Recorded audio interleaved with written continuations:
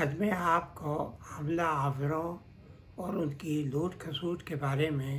بتانا چاہوں گا، کیونکہ حملے کا مقصد یہ ہوتا تھا کہ اس ملک کی زرعی زمینوں پہ قبضہ کیا جائے اور ان کا جو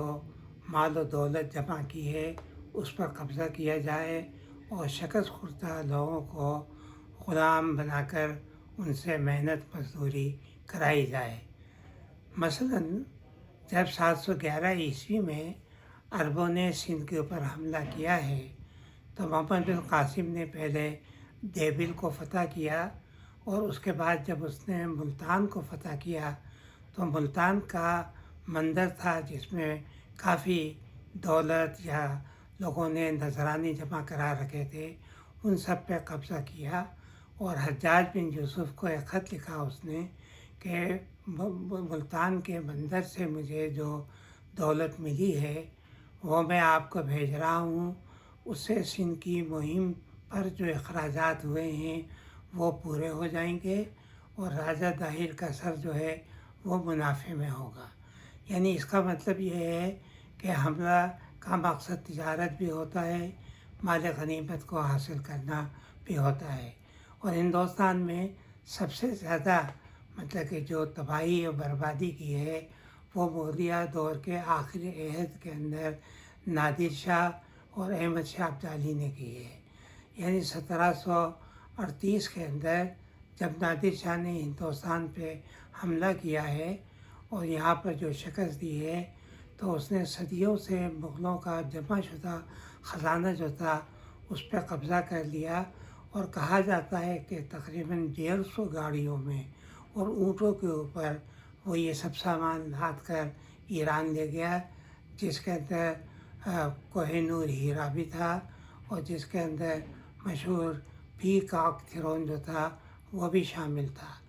تو یہ اتنی بڑی دولت گئی۔ اس کے بعد احمد شاہ ابدالی یہاں پر ہر سال آتا رہا اور لوٹ مار کرتا رہا، تو ہندوستان کی دولت جو ہے لوٹ مار کے ذریعے باہر کے ملکوں میں جاتی رہی۔ جب انگریز یہاں پر آئے ہیں تو انگریزوں نے بھی آنے کے بعد یہاں تجارت کے ذریعے سے بھی اور دوسرے ذرائع سے بھی ہندوستان کی دولت کو انہوں نے یہاں پر لوٹا۔ دادا بھائی نوروجو جو ہندوستان کے بڑے ایک ریفارمر تھے، انہوں نے ایک بہت اچھی بات کہی تھی۔ انہوں نے کہا تھا کہ اس سے پہلے ہندوستان میں جو حملہ آور آتے تھے اور ہماری دولت کو لوٹ کر لے جاتے تھے تو ہمارے زخم جو ہے جو ہرے ہوتے تھے آہستہ آہستہ بھر جاتے تھے، اور ہم دوبارہ سے اپنی پرانی توانائی کو حاصل کر لیتے تھے۔ لیکن انگریزوں کے آنے کے بعد سے جو مسلسل لوٹ کھسوٹ جاری ہے اس نے ہمارے زخموں کو ہرا کر رکھا ہے۔ اب یہ زخم بھرے نہیں ہوتے، کیونکہ ہر سال وہ ہندوستان سے دولت سمیٹ کر انگلستان لے جاتے ہیں۔ اچھا، انگریز تو خیر چلے گئے۔ انگریزوں کے جانے کے بعد جب ہمارا ملک آزاد ہوا تو اب ہمیں یہ امید تھی کہ ہماری دولت ہمارے ملک کے اندر ہی رہے گی، اور یہ دولت یہاں عوام کی فلاح اور بہبود پر خرچ ہوگی، ان کی ترقی پر خرچ ہوگی۔ لیکن ہوا یہ ہے کہ ہمارے آزادی کے بعد جو ہمارے حکمراں ہوئے انہوں نے بھی وہی انگریزوں کی پالیسی کو اختیار کیا، اور وہ پالیسی کو یہ اختیار کیا کہ دولت یہاں سے جمع کی، دولت کو یہاں سے لوٹا، اور اس دولت کو وہ باہر لے جا کے یا تو سوئٹزرلینڈ کے بینکوں میں جمع کیا،